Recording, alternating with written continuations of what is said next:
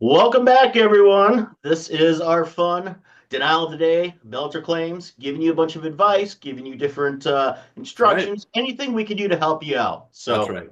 I like being the person introducing everyone today. Today we've got Great. the famous Taylor Grant. It's Taylor, you want to great. say hello? What's up, y'all? How are you Oh, you got, guys? I hope got you're doing nice little well. biceps going there, buddy. Been Yeah, working well, I try out? not to show those off very often, but dude, you're in the bat cave. I'm in the blurred cave. What's going Yeah, on today? I know lots of things going on. Well, it's kind of I guess our caves are for this subject in a matter. Really, they have nothing to do with it, but I've tried. I Okay. tried to Trying to tie it become together. some kind of, yeah. I like So it. we'll just leave it at that. Anyways, so here's what we're going to talk about today because we had something interesting just come up. So we have basically an insured who had hail damage to the property. They weren't aware of it. And literally 2 months later, they got new insurance on their property. They canceled Mm, out of the policy. right.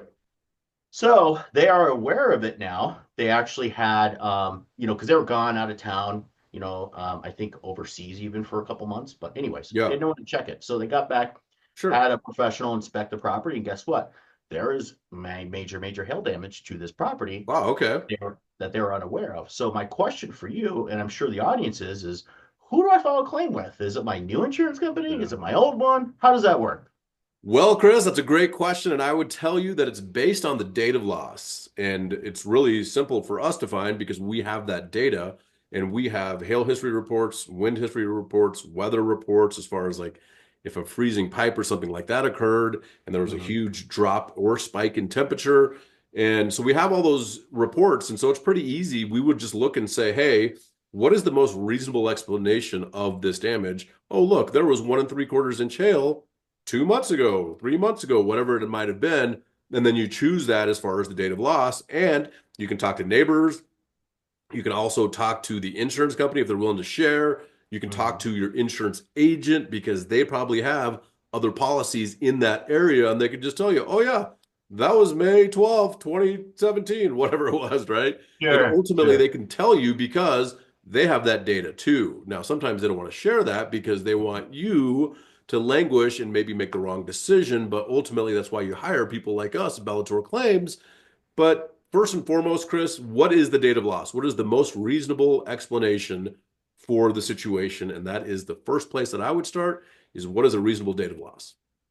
So in this case, yeah, I'll just give you an example. Let's just say Okay. it was, um, we'll say October 2024, and then October 4th, 2024, and then they switched insurance companies December 5th.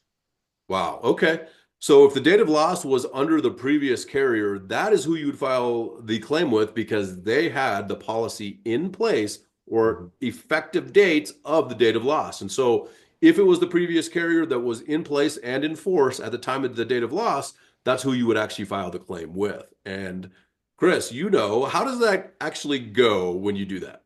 Well, a lot of times that insurance company, that previous one, Yeah. doesn't really want to work with you, but they have a contractual obligation that they have to Yeah. because, again, Right. insurance policies are contracts. They That's have them right, Chris. on this 12-year period or whatever, but not 12-year, 12-month period. And Right. if the data loss falls in that, they are still responsible for it as long as it falls into the policy's deadlines, Right. which is like, time amount to file a claim or recoverable depreciation, all that Right. stuff. So Yep. as long as you're still within those timelines, they should owe for it. So, That's right, man. And they are responsible for it because they had the policy in place at the time of the loss, hence mhm. the date of loss. So at the time of loss, what policy was in place? And that's the fastest, quickest way to see who is responsible for that. Now, Chris, you bring up a really good point.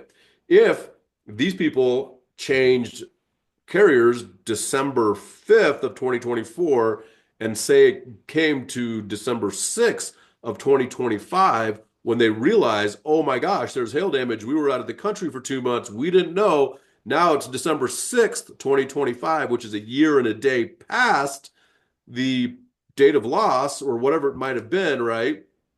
Then who is responsible and does that carrier actually have to pay the claim? So I think I got the dates a little bit wrong, but I think people understand, right? So Yeah. say the date of loss will go back is October 4th, and now it's October 5th, 2025, and you try to make a claim, and the policy gives you 1 year from the date of loss to make a claim. Does that insurer have to come to the table? Well, if they're over that year mark, I don't think they do. They don't. They don't Yeah. have to.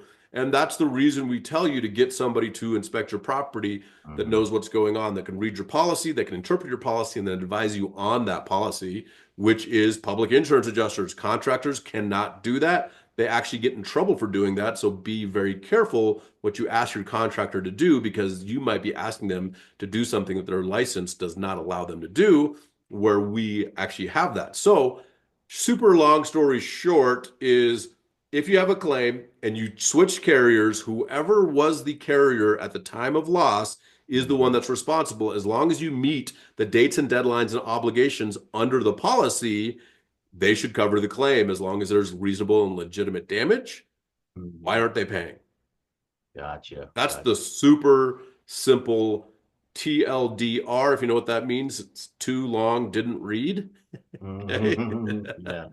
Too long, didn't listen. That's Yeah. that version is the Reader's Digest version of, hey, something happens. Who's the carrier? Did you meet the obligations under the policy?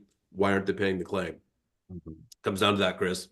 Yeah, and one thing I will say is if you do file an insurance claim with your previous insurance company that was in place at the time of the date of loss, more than likely you're going to have a lot more hurdles to deal with because guess what?